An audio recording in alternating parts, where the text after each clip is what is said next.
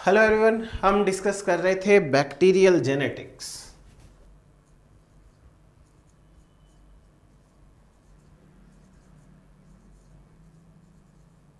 और हमने bacterial genetics में कॉन्जुगेशन कंप्लीट कर लिया था। कॉन्जुगेशन के जो 3 टाइप्स होते हैं, F पॉजिटिव का F नेगेटिव के साथ में, HFR का F नेगेटिव के साथ और F प्राइम का F नेगेटिव के साथ में कॉन्जुगेशन हमने कंप्लीट किया था। आज हम बात करते हैं दूसरे एक पैरासेक्सुअल रिप्रोडक्शन के टाइप की, जो है ट्रांसफॉर्मेशन।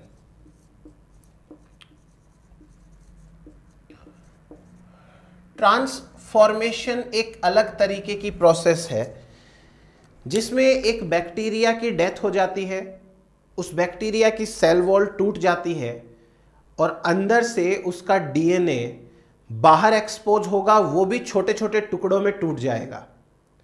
इन्हीं टुकड़ों में से कोई टुकड़ा, डीएनए का सेगमेंट, दूसरा बैक्टीरिया अपने अंदर अपटेक करेगा और हो सकता है कि होमोलोगस रिकॉम्बिनेशन हो जाए। इस प्रोसेस को कहते हैं ट्रांसफॉर्मेशन। अगर ये बैक्टीरिया रिकॉम्बिनेशन कर पाता है तो इसे कहते हैं transformed bacteria. So basically transformation क्या है? ट्रांसफॉर्मेशन एक टाइप का फिजिकल अपटेक है डीएनए का। तो पहले आप ट्रांसफॉर्मेशन की डेफिनेशन लिखो, उसके बाद मैं आपको प्रोसेस एक्सप्लेन करता हूं। लिखिए, it was discovered by Griffith in Streptococcus pneumoniae. Streptococcus pneumoniae। चलो मैं आपको पहले प्रोसेस बता देता हूं, अपन थ्योरी इसकी बाद में लिखेंगे। मान लेते हैं कि ये एक बैक्टीरिया है और स्ट्रेप्टोकोकस न्यूमोनी है। ये स्ट्रेप्टोकोकस न्यूमोनी बैक्टीरिया है। स्ट्रेप्टोकोकस न्यूमोनी के पास में इसका जो डीएनए है, इस डीएनए पे let suppose A plus B plus C plus D plus E plus F plus G plus H plus ये जीन है। इस बैक्टीरिया की डेथ हो जाती है और डेथ के बाद इसकी बॉडी है वो टूट जाती है। इसे कहते हैं लाइसिस, टूटना। अब इस बैक्टीरिया का जो डीएनए है वो छोटे छोटे टुकड़ों में टूटेगा। हो सकता है कि एक टुकड़ा ऐसा बने जिसके ऊपर ए जीन हो सकता है ऐसा कोई टुकड़ा बने जिसपे ए के पास में बी जीन है वो हो सकता है कोई ऐसा टुकड़ा बने जिसमें ए के उधर साइड वाला जीन है वो हो। आप मेरी बात को ध्यान से समझिए। हो सकता है इतना टुकड़ा टूट जाए डीएनए का, या हो सकता है ये वाला डीएनए का टुकड़ा इतना लंबा टूट जाए, या हो सकता है इधर से ये टूट जाए और ये इधर टूट जाए। जब इस सर्कुलर डीएनए के छोटे छोटे फ्रेगमेंट्स बनेंगे तो जो जीन ओरिजिनली इस डीएनए पर पास है वही साथ साथ होंगे, ऐसा होता है। ऐसा कभी नहीं होगा कि यहां एक टुकड़ा ऐसा टूटे जिसपे A प्लस हो और C प्लस हो, B प्लस नहीं है।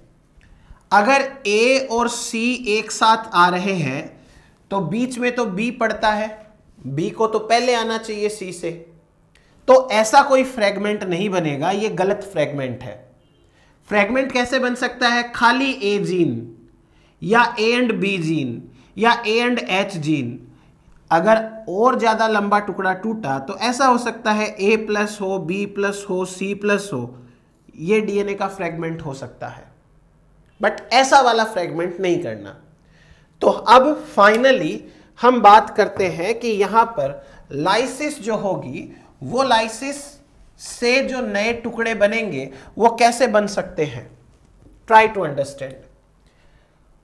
हो सकता है कोई ऐसा फ्रेगमेंट बने जिसमें A plus B plus gene एक साथ हो सकता है कोई ऐसा फ्रेगमेंट बने जिसमें A plus H plus gene साथ में हो।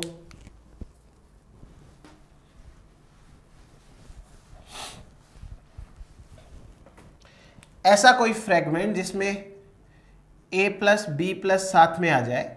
ऐसा कोई फ्रेगमेंट जिसमें H प्लस A प्लस साथ में आ जाए। ऐसा कोई फ्रेगमेंट बन सकता है जिसमें B प्लस C प्लस साथ में हो, C प्लस D प्लस साथ में हो, D प्लस E प्लस साथ में हो।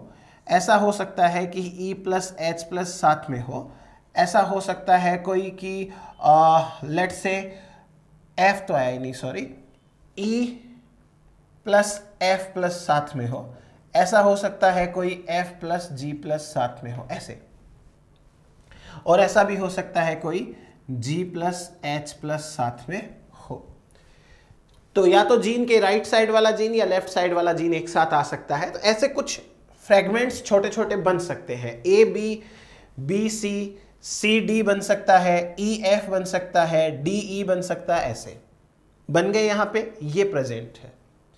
अब इसी स्पीसीज का दूसरा बैक्टीरिया जो पास में है, उस बैक्टीरिया के पास में अपने खुद के जीनोम में यही जीन तो होंगे। ये भी कौन है? स्ट्रेप्टो न्यूमोनी ही तो है। तो स्ट्रेप्टो न्यूमोनी के पास में जीन तो वही है। लेट सपोज कि इसके पास में A प्लस है, B प्लस है, C प्लस है, D प्लस है, E प्लस है, F प्लस है, लेकिन G और H माइनस है। G और H माइनस है, ठीक है। नाउ इसके पास में ये टुकड़े पड़े हैं बहुत सारे, कोई भी टुकड़ा जा सकता है। कोई ये तो गारंटी नहीं है कि जो जीन नेगेटिव में है वही जाएंगे अंदर। ये अपटेक किसी का भी कर सकता है, इसलिए रैंडम अपटेक होगा। एक बार हम समझने के लिए मान लें कि भाई इसके पास ये दो जीन नेगेटिव है और हमने ये दो जीन अंदर लेके जाने हैं, तो क्या पॉसिबिलिटीज हो सकती है। ये बैक्टीरिया जिसको अपटेक करना है डीएनए का, वो अपने वॉल के ऊपर कुछ ट्रांसपोर्टर प्रोटीन्स बनाएगा। इन्हें कहते हैं रिसेप्टर्स। ये रिसेप्टर्स हैं, या इनको कहते हैं कॉम्पिटेंट फैक्टर। जो बैक्टीरिया रिसेप्टर बना सकता है या कॉम्पिटेंट फैक्टर बना सकता है, उसे कहते हैं कॉम्पिटेंट बैक्टीरिया। ये कॉम्पिटेंट बैक्टीरिया है। तो ये बैक्टीरिया क्या करता है? रिसेप्टर्स बनाता है। रिसेप्टर्स बनाने के साथ साथ इसको हम कॉम्पिटेंट बैक्टीरिया कहेंगे। नाउ अगला डायग्राम समझिए। जैसे हम बना लेते हैं ये। इस बैक्टीरिया के पास में बाकी सारे जीन पॉजिटिव हैं, तो अभी मैं एक बार सिर्फ G negative H negative gene ही लिखता हूं, बाकी सारे जीन पॉजिटिव हैं। इस बैक्टीरिया ने कॉम्पिटेंट फैक्टर बनाया, ऐसे बना लिया, और ये जो डीएनए है G और H वाला, ये डीएनए अब इस कॉम्पिटेंट फैक्टर के थ्रू अंदर जाएगा। ध्यान से समझिएगा क्या होता है। जैसे कोई एक सीढ़ी होती है, लैडर, उस लैडर को हमें अंदर लेके जाना है। मान लो एक खिड़की है और उस खिड़की से लैडर को अंदर लेके जाना है। खिड़की के अंदर एक आदमी बैठा हुआ है। जब लैडर अंदर आती है तो वो आदमी उस लैडर के एक साइड को तोड़ता रहता है। लैडर है वो दो ऐसे लंबे लंबे लकड़ी से बना है, और जैसे जैसे वो लैडर अंदर आएगी वो एक साइड को तोड़ता रहेगा। ये है एक्सोन्यूक्लिएज। एक्सोन्यूक्लिएज क्या करता है? यहां से फॉस्फोडाइएस्टर बॉन्ड्स, यहां से न्यूक्लियोटाइड्स को हटाता है। तो जो डबल स्ट्रैंडेड डीएनए है वो अंदर आता है, तो उसका एक स्ट्रैंड न्यूक्लिएज हटा देता है तोड़ तोड़ के, और खाली एक स्ट्रैंड ही अंदर आ पाता है। अगर ऐसा होगा तो अब खाली डीएनए का एक स्ट्रैंड अंदर आएगा। चीज समझ में आई? नाउ ये जो स्ट्रैंड अंदर आ रहा है, इस स्ट्रैंड के ऊपर बहुत सारे इंपॉर्टेंट प्रोटीन्स जुड़ जाते हैं, इन्हें कहते हैं single strand binding protein, SSB, single strand binding protein. ये सिंगल स्ट्रैंड बाइंडिंग प्रोटीन क्या करते हैं? इस सिंगल स्ट्रैंड को बाइंड करते हैं ताकि ये स्ट्रैंड खुद ही अपने आप से ना जुड़ जाए, इसको लीनियर रखना है। और जब ये डीएनए पूरा अंदर आ जाएगा तब तक ये सिंगल स्ट्रैंड बाइंडिंग प्रोटीन इसको अपने साथ बांध के रखेंगे ताकि ये टूट ना जाए। अब आपके सामने ऐसी कंडीशन देखने को मिलेगी कि ये है बैक्टीरिया का डीएनए और यहां पर जीन प्रेजेंट है G नेगेटिव H नेगेटिव, और जो ये डबल स्ट्रैंडेड डीएनए अंदर आ रहा था वो अब डबल स्ट्रैंडेड नहीं रहा, वो अब सिंगल स्ट्रैंडेड है तो ये G+H+ वाला न्यूक्लियोटाइड का सीक्वेंस, बट ये अब सिंगल स्ट्रैंड है क्योंकि ये डीएनए और ये डीएनए दोनों एक ही स्पीसीज के हैं और ये दोनों मेन डीएनए के पार्ट है, इसलिए यहां पर होता है होमोलोगस रिकॉम्बिनेशन। ये क्या हुआ?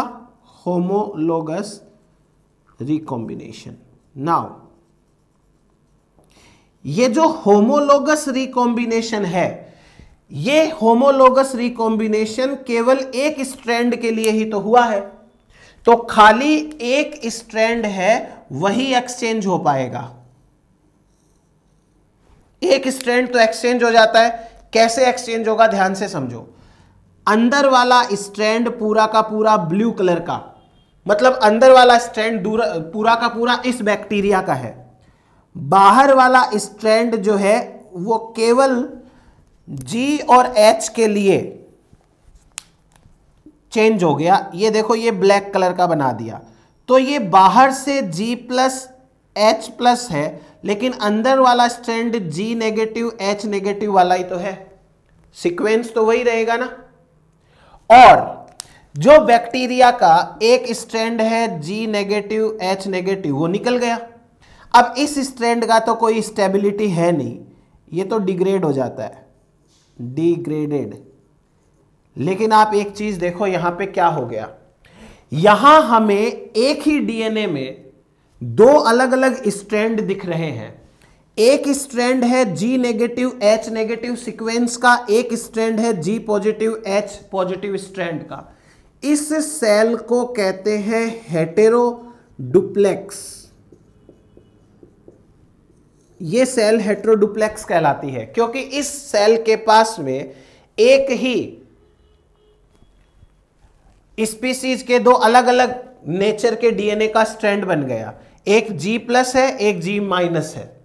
फिर ये तो गलत बात है क्योंकि यहां पर पेयरिंग प्रॉपर हो नहीं पाएगी। पेयरिंग तो कैसे हो सकती है आप खुद समझो, है ना। तो यहां पर इस बैक्टीरिया का मिसमैच रिपेयर सिस्टम एक्टिवेट हो जाता है। Mismatch repair system. Mismatch repair system क्या करता है? इन दोनों बैक्टीरिया के इन दोनों स्ट्रैंड को सेपरेट करके और पूरे डीएनए का रेप्लिकेशन करवा देगा।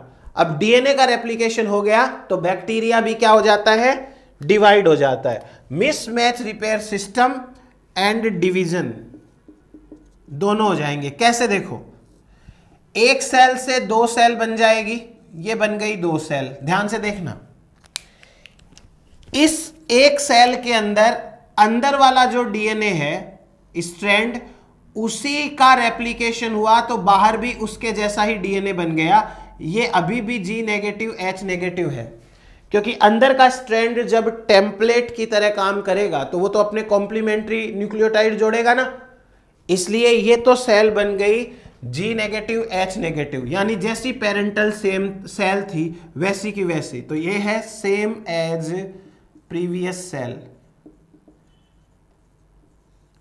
लेकिन दूसरा देखो, दूसरे सेल के अंदर बाहर वाला जो डीएनए है उसका रेप्लिकेशन हुआ, तो बाहर वाले डीएनए में एक स्ट्रैंड इतना सा था G पॉजिटिव H पॉजिटिव, इसका रेप्लिकेशन होगा तो इसका कॉम्प्लीमेंट्री डीएनए बनेगा, और बाकी का डीएनए है वो दूसरे टाइप का है उस सेल का। ये सेल कैसी बन गई? रिकॉम्बिनेंट। क्यों? क्योंकि इस सेल की पेरेंट सेल के बाद, इस सेल की पेरेंट सेल के पास में G पॉजिटिव H पॉजिटिव नहीं था, उसके पास में G नेगेटिव H नेगेटिव था, लेकिन अब इसके पास दोनों स्ट्रैंड जो है वो G पॉजिटिव G नेगेटिव वाले होते हैं। आप ऐसे समझिए कि मैं ये कहूं, मान लो कि ये एक सीक्वेंस है, इसके अंदर A T G C C है, ठीक है। ये है मान लो कि G पॉजिटिव H पॉजिटिव वाला सीक्वेंस। अगर इसके सामने A के सामने A हो, T के सामने मान लो C है, सही है, और T के सामने सपोज करो A सही है, G के सामने G आ गया और C के सामने G है, यहां पर भी G है। ये जो जीन का सीक्वेंस है ब्लू वाला, ये है G नेगेटिव H नेगेटिव का, जो यहां पे बन रहा है, ये वाला G पॉजिटिव बाहर वाला स्ट्रैंड और G नेगेटिव अंदर वाला। बाहर वाला स्ट्रैंड ये सीक्वेंस दिखा रहा है, अंदर वाला सीक्वेंस ये, तो ये तो देखो मिसमैच है ना, A के सामने A नहीं होना चाहिए, G के सामने G नहीं होना चाहिए। तो मिसमैच रिपेयर सिस्टम क्या करेगा? इन दोनों को सेपरेट कर देगा और इनके सामने इनके कॉम्प्लीमेंट्री सीक्वेंस बन जाएंगे, तो वापस सही डीएनए बन जाएगा। इस प्रोसेस को कहते हैं ट्रांसफॉर्मेशन, क्योंकि यहां पर एक सेल ट्रांसफॉर्म बन गई है, रिकॉम्बिनेंट सेल बन गई है, इसको बेटर कहेंगे transformed cell, transformed cell.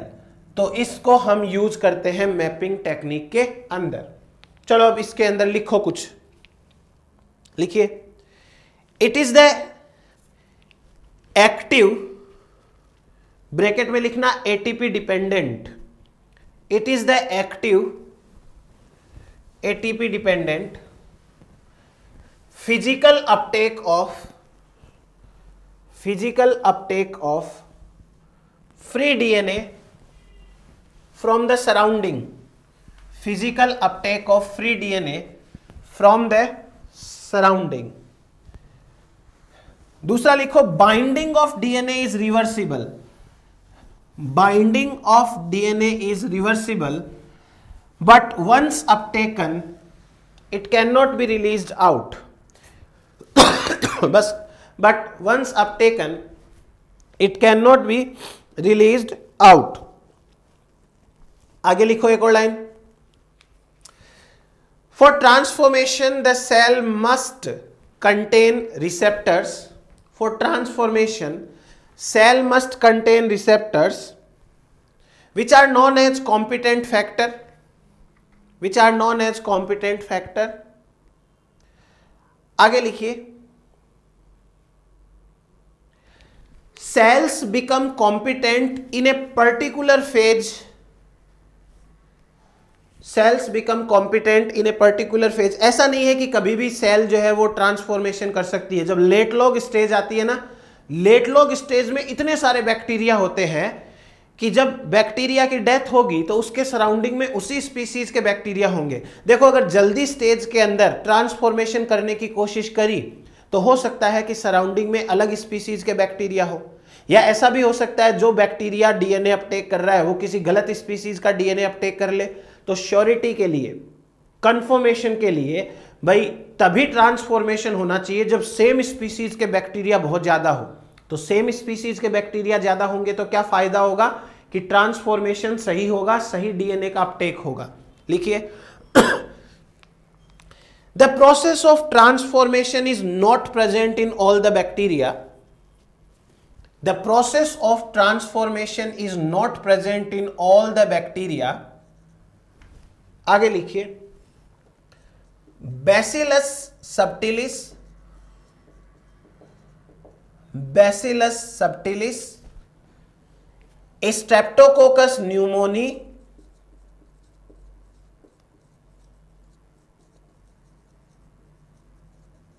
And Bacillus subtilis, Streptococcus pneumoniae and Haemophilus influenzae. Haemophilus influenzae have natural capacity of transformation. देखो इनमें तो नेचुरली पाया जाता है transformation, have natural tendency of transformation. बाकी सारे बैक्टीरिया ट्रांसफॉर्मेशन नहीं कर सकते हैं, कुछ ही बैक्टीरिया है वो ट्रांसफॉर्मेशन कर सकते हैं, सारे बैक्टीरिया नहीं कर सकते।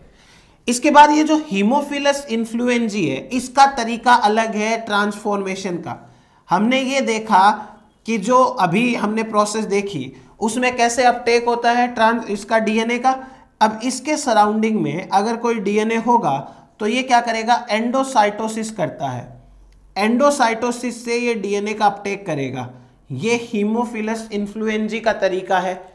इसके पास वैसे कॉम्पिटेंट फैक्टर्स नहीं होते हैं, ये एंडोसाइटोसिस करता है। तो एंडोसाइटोसिस करेगा तो पूरा का पूरा डबल हेलिकल या डबल स्ट्रैंडेड डीएनए है उसी का अपटेक हो जाएगा, डबल स्ट्रैंडेड डीएनए का अपटेक हो जाता है। लिखो, in Haemophilus influenzae endocytosis occurs, so double stranded DNA is uptaken without formation of competent factor, without formation of competent factor, बिना competent factor बनाए ही डबल स्टैंडर्ड डीएनए का अपटेक हो जाता है। एक चीज।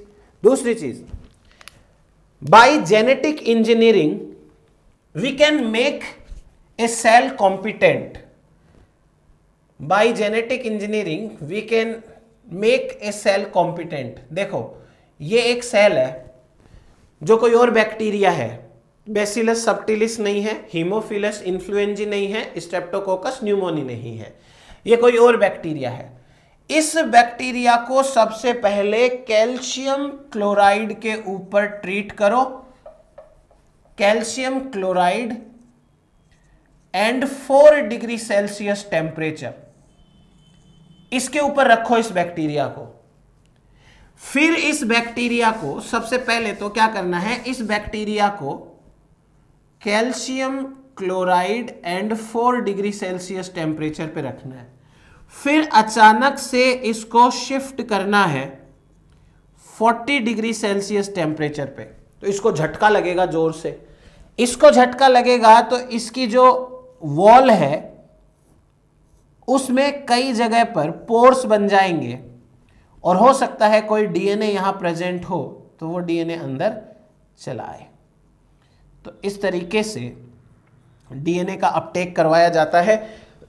ये जेनेटिक इंजीनियरिंग में हम कर सकते हैं। तो ये हुआ हमारे पास में ट्रांसफॉर्मेशन। अब ट्रांसफॉर्मेशन पे कैसे क्वेश्चंस आते हैं आपको मैं वो भी बता देता हूं। जो जीन साथ साथ जाते हैं उन्हें कहते हैं को ट्रांसफॉर्म्ड। आपको एक क्वेश्चन लिखा है कि डोनर बैक्टीरिया है वो Z+Y+ है, मान लो डोनर है वो Z+Y+ है, रेसिपिएंट जो बैक्टीरिया है वो मान लो Z-Y- है।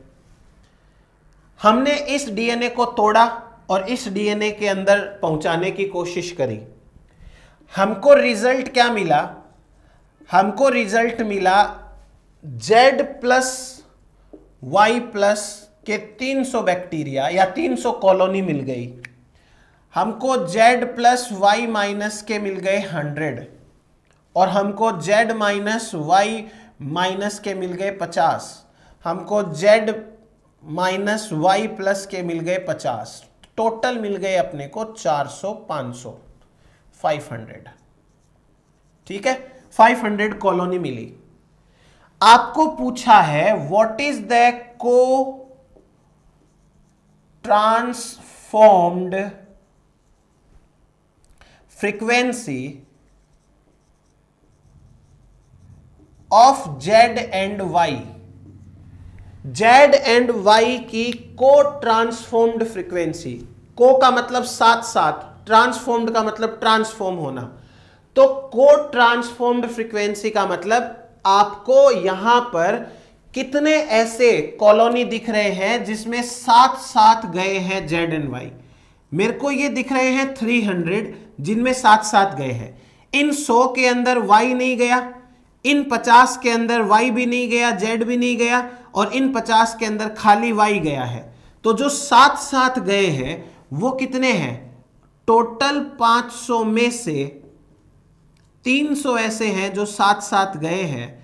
तो ये हो गया हमारे पास 60%, मतलब को ट्रांसफॉर्मेशन फ्रीक्वेंसी है वो 60%। बस वही कॉन्सेप्ट है, रिकॉम्बिनेंट कितने हैं टोटल में से मल्टीप्लाइड बाई 100, सेम कॉन्सेप्ट, बस ऐसे पूछ लेते हैं।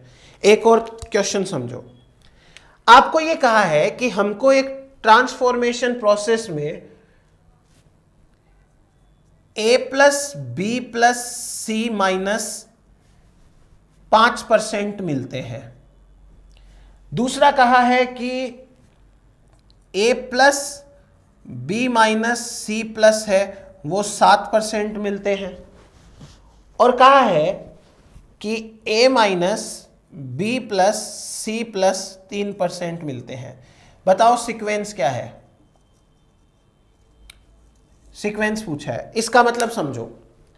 हमने अभी अभी ये बात करी थी कि जो हमारा डीएनए है उस डीएनए के ऊपर A प्लस के पास B प्लस है और इधर H प्लस है, यहां C प्लस है।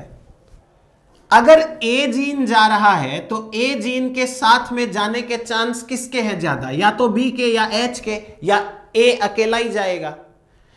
आपको यहां पर देखना है कि सबसे ज्यादा कौन साथ साथ जाता है। 7% इन तीनों में से सबसे ज्यादा ये है, और इस केस में C और A साथ साथ जा रहे हैं। B नेगेटिव का मतलब B नहीं गया।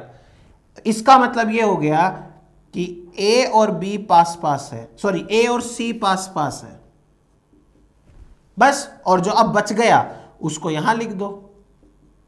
ये हो गया हमारे पास सीक्वेंस। B और A कम जाते हैं और B और C तो और भी कम जाते हैं, तो जो सबसे पास पास है वो साथ साथ जा रहा है। इसी को हम दूसरे तरीके से भी रीड कर सकते हैं। देखो, आप ये देखो कि सबसे कम फ्रीक्वेंसी किसकी है? 3, यानी कि B और C के जाने के चांस सबसे कम है। तो B को और C को दूर दूर रखो, बीच में A को रख दो। ये दोनों सीक्वेंस सेम है। अगर मैं इसको सर्कुलर कर दूं तो B A C पढ़ लो, C B A पढ़ लो, A B C पढ़ लो, ये दोनों सीक्वेंस सेम है। तो एग्जाम के अंदर जो सीक्वेंस में पूछा हुआ हो उस सीक्वेंस से पता कर लेना।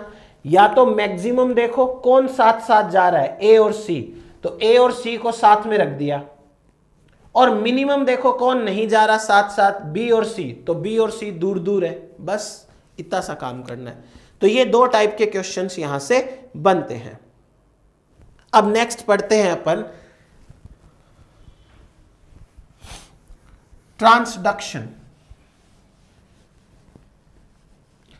इन केस ऑफ ट्रांसडक्शन वायरस इस्तेमाल होता है। Bacteriophage mediated transfer of DNA from one bacterium to another bacterium is known as transduction. देखते हैं क्या होता है।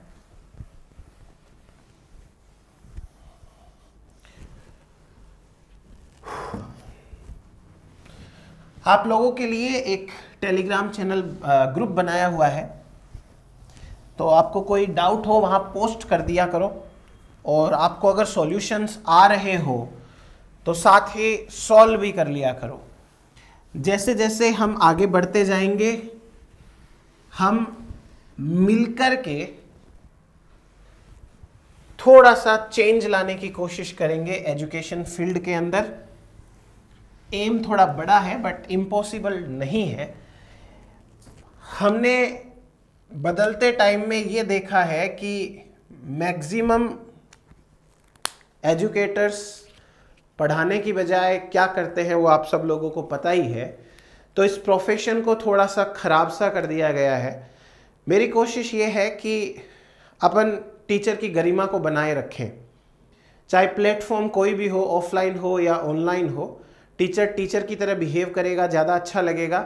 तो इस पद की गरिमा को बनाए रखना बहुत ज़्यादा ज़रूरी है। तो मैं अपने साथ में ऐसे लोगों को फ्यूचर में जोड़ने वाला हूँ जिनको अगर पढ़ाने में इंटरेस्ट है और जो सही पढ़ा रहे हैं, अच्छा पढ़ाना है, तो मिलकर साथ काम कर सकते हैं। बट अभी के लिए एक बार आप ज़्यादा से ज़्यादा शेयर करिए चीज़ों को, और बहुत जल्द जो है वो हम इस बात के ऊपर भी गौर करेंगे। फिलहाल हम पढ़ते हैं ट्रांसडक्शन। जैसा मैंने ये बताया कि ट्रांसडक्शन का मतलब होता है bacteriophage mediated transfer of DNA. तो पहले अपन लिख लेते हैं, it was discovered by Lederberg and Zinder in salmonella typhimurium. Salmonella typhimurium 1952। लिखिए, it is the transfer of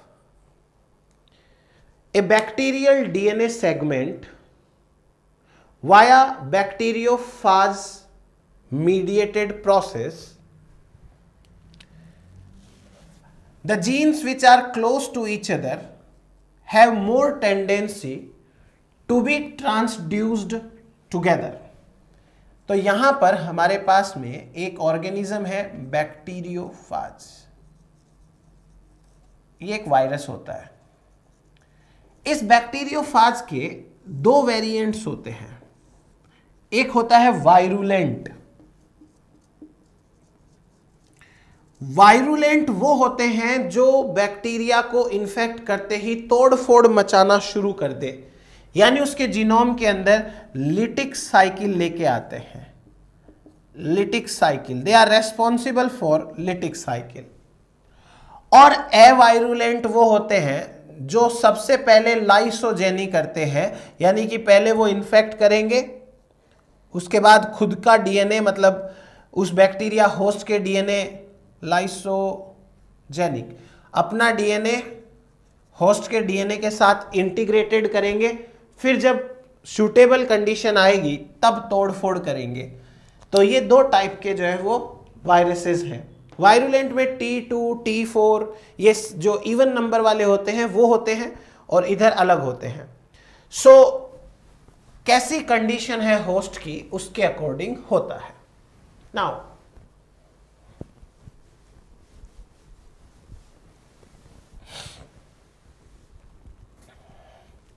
दो टाइप के होते हैं ट्रांसडक्शन।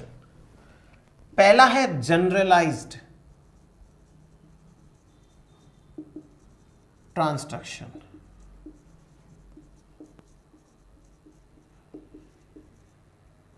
जनरलाइज्ड ट्रांसडक्शन क्या है? जैसा नाम से समझ में आ रहा है, जनरलाइज्ड यानी कोई भी जीन जा सकता है आगे। कैसे जाएगा?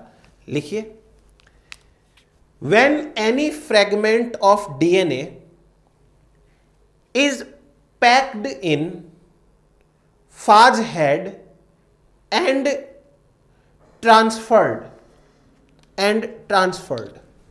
For example, ये मान लो कोई बैक्टीरिया है,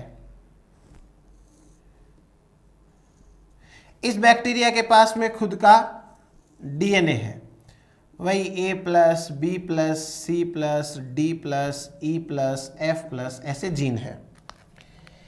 इस बैक्टीरिया के ऊपर बैक्टीरियोफाज ने अटैक किया और अपना डीएनए जो है वो अंदर इंसर्ट कर दिया। ये एक बैक्टीरिया के ऊपर इन्फेक्शन हुआ।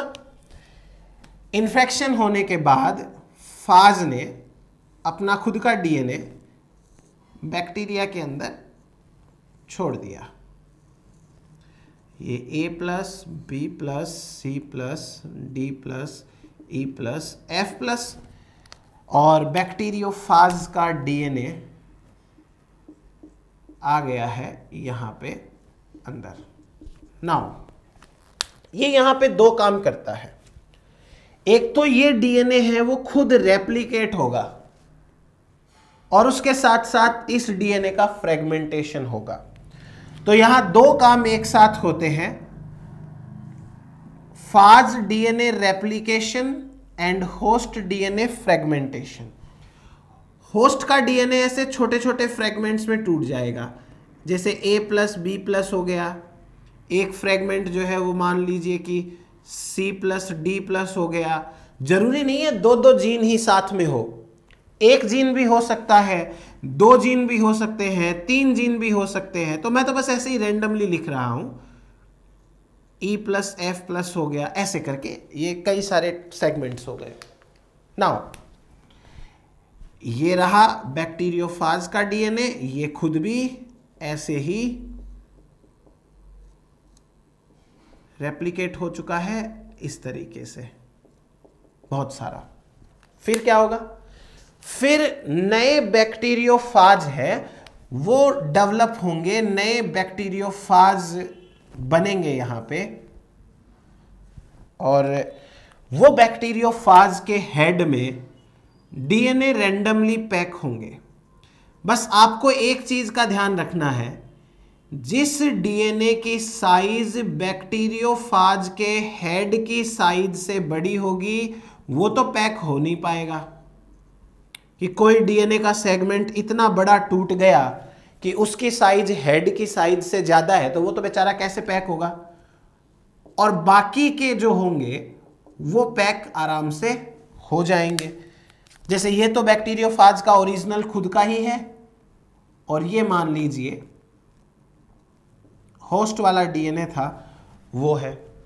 फिर इसके बाद में होगी लाइसिस, ये होस्ट सेल है वो टूट जाएगी, ये होस्ट सेल ऐसे टूट गई मान लो, lysis of host cell. Host cell की लाइसिस होने से बैक्टीरियोफाज हैं वो रिलीज हो गए, ऐसे रिलीज हो गए। किसी के अंदर खुद का बैक्टीरियोफाज का ही डीएनए है, किसी के अंदर होस्ट वाला डीएनए है, ऐसे रैंडमली यहां पर ये पैक हो चुके हैं। तो इस तरीके से ये रिलीज भी हो गए। नाउ इसी स्पीसीज का मान लीजिए कि ये बैक्टीरिया है दूसरा,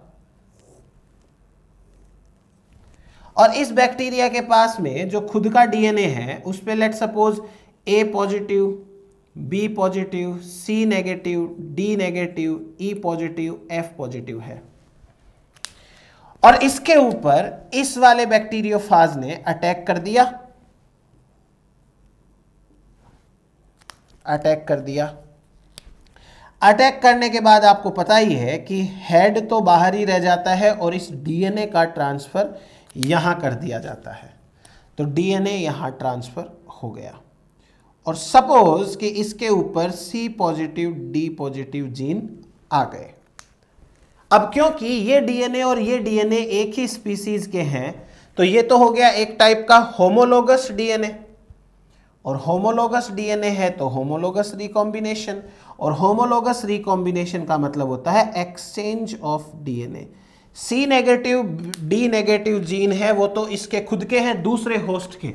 ये है फर्स्ट होस्ट और ये है सेकंड होस्ट।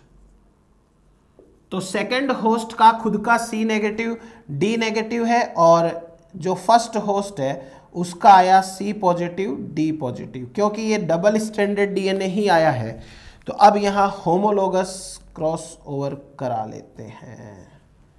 ये करा दिया homologous crossover. Homologous crossover, homologous recombination. Homologous recombination simply means exchange of DNA। तो यहां पर ये तो जैसे इतना तो फर्स्ट सेकंड होस्ट है उसका डीएनए है, और इसके साथ में ये डीएनए आ गया C+, D+ पहले वाले होस्ट का। तो ये तो बन गया रिकॉम्बिनेंट, इसे कहते हैं ट्रांसड्यूस्ड बैक्टीरिया। क्योंकि ये ट्रांसडक्शन है तो ये ट्रांसड्यूस्ड बैक्टीरिया हो गया। और जो दूसरा स्ट्रैंड इसका खुद का था, ओरिजिनल स्ट्रैंड ऐसे वो निकल गया है, C नेगेटिव D नेगेटिव, इसकी कोई स्टेबिलिटी नहीं है तो इट इज डिग्रेडेड। इसको डिग्रेड कर देंगे। इसको कहते हैं जनरलाइज्ड ट्रांसडक्शन। जब कोई भी सेगमेंट जिसकी साइज इसके हेड से छोटी होगी, अगर वो पैक हो जाता है तो ये ट्रांसड्यूस हो जाएगा। इसको कहते हैं जनरलाइज्ड ट्रांसडक्शन। क्योंकि यहां रिकॉम्बिनेशन हो रहा है तो ये ट्रांसड्यूस बैक्टीरिया एक टाइप का रिकॉम्बिनेंट बैक्टीरिया है, इसलिए इसको हम यूज कर सकते हैं मैपिंग टेक्निक के अंदर। एक लाइन लिख लो, इसमें लिखो, this method can be used in mapping. चलो, ये तो हो गया हमारे पास ट्रांसडक्शन। अब हम बात करेंगे स्पेशलाइज्ड ट्रांसडक्शन की। जैसा नाम से समझ में आ रहा है, स्पेशलाइज्ड यानी स्पेशल जीन है वही जाएंगे और कोई जीन का ट्रांसफर नहीं होता। स्पेशल जीन होते हैं वही जाते हैं, तो वो स्पेशलाइज्ड हो गया। चलो देख लेते हैं वो भी। सॉरी,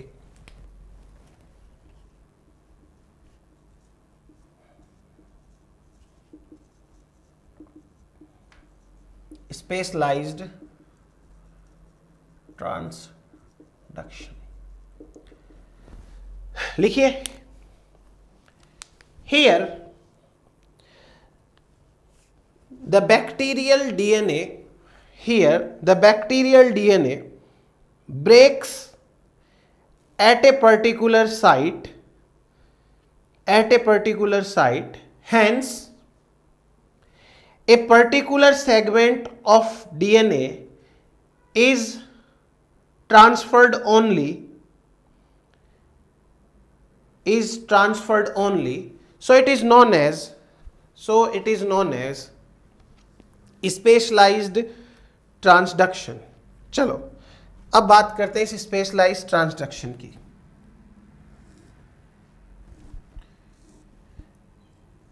ये है होस्ट डीएनए। इस डीएनए पे, इस होस्ट के ऊपर ये बैक्टीरियोफाज ने अटैक किया और अपना डीएनए अंदर रिलीज किया। तो आप ये देखेंगे कि फाज के डीएनए के पास में एक कोज साइट है। ये ऐसे डीएनए जो है फ्लैंकिंग डीएनए है। ये डीएनए क्या होगा, सर्कुलराइज हो जाएगा। ये डीएनए, अभी मैं ना बार बार ये बैक्टीरिया वाला नहीं बना रहा, मतलब ये बैक्टीरियल सेल नहीं बनाऊंगा, आप समझने की कोशिश करना। ये जो बैक्टीरियोफाज का डीएनए है, इसके पास में अपनी कोज साइट है, इसकी वजह से ये ऐसे सर्कुलर फॉर्म में कन्वर्ट हो सकता है। इतनी साइट है इसकी, इसे कहते हैं कोज साइट।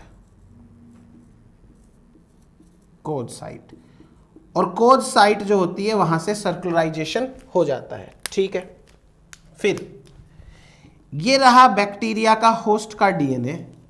ऐसे बैक्टीरिया के पास में एक छोटा सा सीक्वेंस है, इसे कहते हैं अटैचमेंट बी साइट। क्योंकि ये बैक्टीरिया का है तो अटैचमेंट बी साइट। और ऐसे ही इस बैक्टीरियोफाज के डीएनए में भी एक साइट है, इसे कहते हैं attachment P site. P for phage, B for bacteria. ये दोनों के दोनों डीएनए डिसिमिलर डीएनए है, सेम तो है नहीं, इसलिए यहां पर साइट स्पेसिफिक रिकॉम्बिनेशन होगा। और इसको स्पेशलाइज्ड क्यों कहा, क्योंकि अटैचमेंट बी के एक तरफ एक जीन प्रेजेंट है। इस जीन का नाम है बायोटिन बायोसिंथेसिस जीन। तो ये जीन है बायोटिन का, सपोज ये पॉजिटिव है, और अटैचमेंट बी के एक साइड के अंदर ग्लैक्टोज फर्मेंटेशन का जीन है, तो ये ग्लैक्टोज फर्मेंटेशन का जीन है। और यहां हो गया है site specific recombination. Site specific recombination है तो आपको पता ही है क्या होता है, छोटा डीएनए बड़े डीएनए में इंटीग्रेट हो जाता है। तो अब कैसे करना है, आप एक चीज समझना कि ये डीएनए बैक्टीरिया का डीएनए है। इस बैक्टीरिया के डीएनए में आधी साइट तो खुद की है, अटैचमेंट बी जो टूट चुकी, और अटैचमेंट बी के साथ बैक्टीरियोफाज की अटैचमेंट पी साइट है, उसने क्या बना लिया, अटैचमेंट, ये बैक्टीरियोफाज की साइट है। फिर हमने ये बात करी थी कि अटैचमेंट बी साइट के जस्ट पास में एक जीन है बायोटिन बायोसिंथेसिस का, और इधर की साइड में एक जीन है जिसका नाम है ग्लैक्टोज फर्मेंटेशन का। ये बन गया हमारे पास में एक इंटीग्रेट, इसको कहते हैं प्रोफाज, इसका नाम है प्रोफाज या इसका नाम है लाइसोजन, लाइसोजन, क्योंकि ये लाइसोजेनी है ना, तो इसका नाम है लाइसोजन। ये लाइसोजेनी है। लाइसोजेनी साइकिल का मतलब जब बैक्टीरियोफाज का डीएनए होस्ट के डीएनए में खुद को इंटीग्रेट कर ले तो इसे कहते हैं लाइसोजेनी।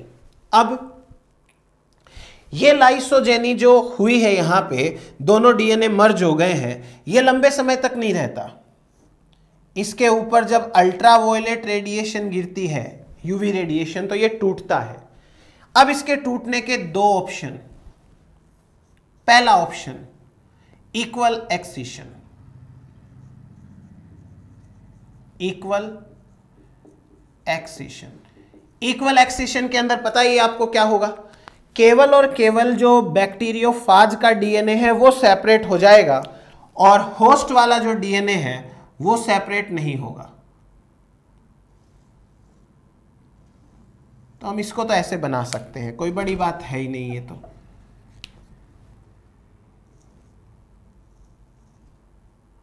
ये ऐसे, और यहां पर जो कट लगेगा इससे बैक्टीरियोफाज का डीएनए अलग और बैक्टीरिया का डीएनए अलग, और यहां पर कोई ट्रांसडक्शन नहीं होगा, नो ट्रांसडक्शन। क्यों? क्योंकि जीन जो है वो तो आए नहीं इसके ऊपर, ठीक है, तो ये तो कोई काम का नहीं है। दूसरी पॉसिबिलिटी है अनइक्वल ट्रांसडक्शन की, अनइक्वल ट्रांसडक्शन। ध्यान से समझना, अनइक्वल ट्रांसडक्शन 3 टाइप का होता है। पहला टाइप,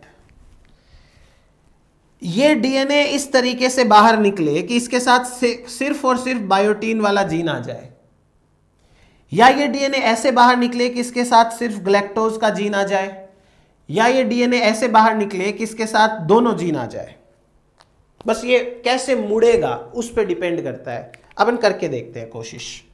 सबसे पहला, अगर ये ऐसे मुड़ जाए,